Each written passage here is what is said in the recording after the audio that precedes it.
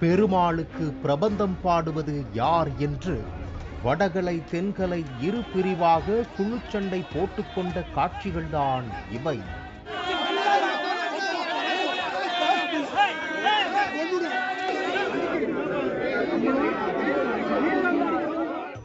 நூற்றி 8 வைணவ திவ்ய தேசங்களில் ஒன்றாக திகழும் காஞ்சிபுரம் வரதராஜ பெருமாள் கோவிலில் இருந்து ஆண்டுதோறும் மாட்டுப்பொங்கல் தினத்தன்று வாலாஜாபாத் அருகே உள்ள பழைய சீவிரம் கிராமத்தில் வரதராஜ பெருமாள் எழுந்தருளி பாரிவேட்டை உற்சவம் கண்டருள்வது வழக்கம்.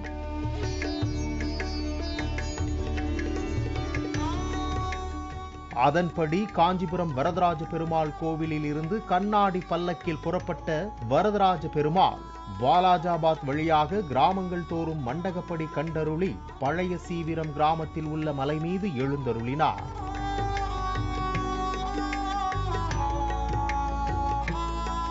பழைய சீவிரம் மலை மீது எழுந்தருளிய வரதராஜ பெருமாளுக்கு சிறப்பு திருமஞ்சனம் அபிஷேக ஆராதனைகள் நடத்தப்பட்டு சிறப்பு அலங்காரத்தில் மாலை வெயில் வரதராஜ பெருமாள் மீது படும்படி மலையில் இருந்து ஒய்யாரமாக இறக்கப்பட்டார்.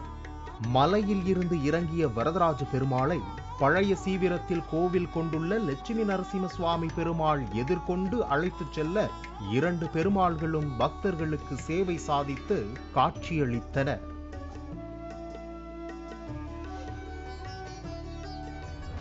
இந்த நிலையில் செவ்வாய்க்கிழமை பழைய சீவிரம் பகுதியில் பாரிவேட்டை உற்சவத்தின் போது பிரபந்தம் பாடுவதில் வடகலை தென்கலை பிரிவினர் இடையே வாக்குவாதம் ஏற்பட்டது.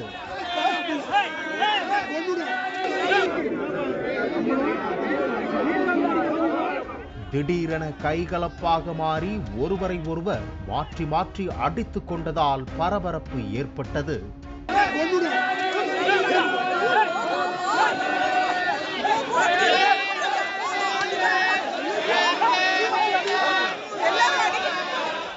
மேலும் வடகலை தென்கலை பிரிவினரிடையே பிரபந்தம் பாடுவது தொடர்பாக வழக்கு நீதிமன்றத்தில் நிலுவையில் உள்ளது குறிப்பிடத்தக்கது.